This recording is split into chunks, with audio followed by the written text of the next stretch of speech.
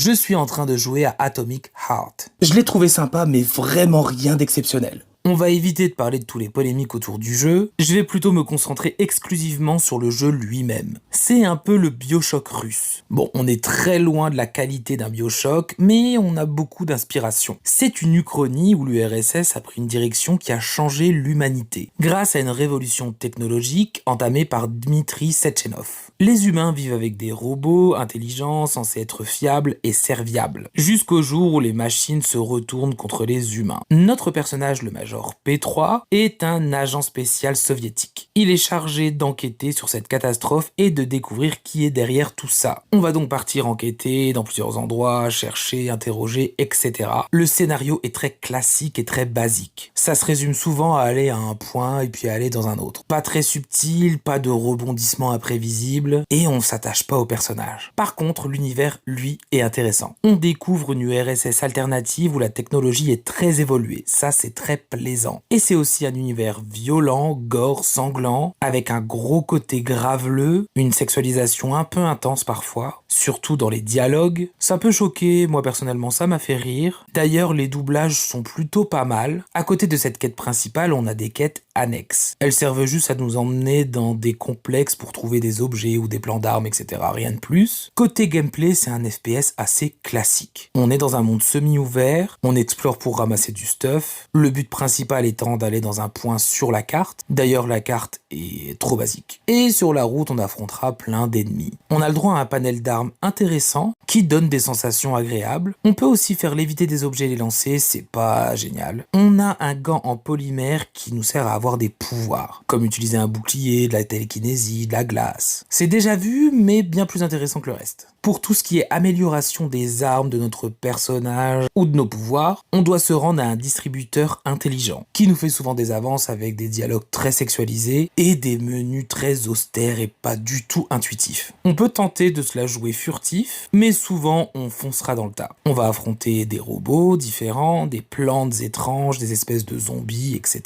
Alors ça peut paraître facile au début, puis ça devient parfois atroce. Surtout quand on est face à des hordes d'ennemis qui nous entourent. C'est assez difficile de s'en débarrasser. Une fois qu'un ennemi vous repère, et il le fait facilement, c'est fini, il va vous poursuivre jusqu'au bout. C'est très pénible. Il y a aussi des boss, pas nombreux, mais très fun. Un gros point positif, c'est le côté énigme du jeu. On va retrouver des casse-têtes pour ouvrir des portes, des serrures, etc. C'est plutôt bien amené et ça amène de la diversité. Il y a des phases de plateforme, mais c'est trop rigide, et des phases en voiture qui servent juste à combler les longues distances. Parce qu'il y a des grandes zones, mais il n'y a pas grand-chose à faire dans ces zones. Visuellement, c'est vraiment très réussi.